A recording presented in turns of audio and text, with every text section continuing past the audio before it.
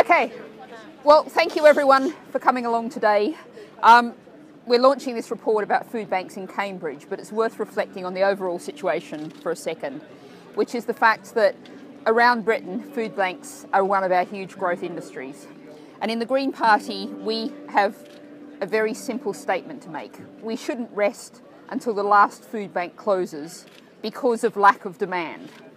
We really appreciate and thank everyone who donates to a food bank, everyone who volunteers in a food bank, everyone who runs a food bank. That's great, they're clearly meeting an essential need. But at the same time, that need should not be there. We should have decent benefits available to everyone who needs them. And of course we need decent wages. We say the minimum wage should be a living wage and no 0 hours contracts. And actually we know why people are ending up in food banks. As this report confirms about Cambridge, all around the country, we've got the benefit sanctions that are hitting people utterly unfairly, utterly unreasonably, and leaving them destitute.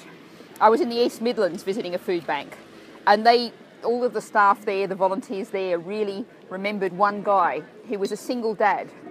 He'd gone to the cash machine, expecting to get the money for that week's food. There was no money. He went along to the job centre, and surprisingly enough, they actually admitted that yes, it was their fault. He'd been sanctioned because he hadn't turned up for an appointment, except they'd sent the appointment to the wrong phone number. They'd texted it to the wrong phone number. And so they said to him, "Oh, it's all right, don't worry, you'll have your money back in a couple of weeks." And he went to the food bank in clearly quite a state. All the staff remembered it very well. And they were just so horrified that someone could have been left in that situation. And so there's the sanctions, there's 0 hours contracts. Actually, I was in Oxford talking to some students, and one of them, their friend had finished the previous year, Oxford graduate, you'd think pretty privileged. He was getting a phone call at 6 a.m. every morning to find out whether he was going to get work that day. And of course, if he got to the end of the week with no work, he had no money to buy food.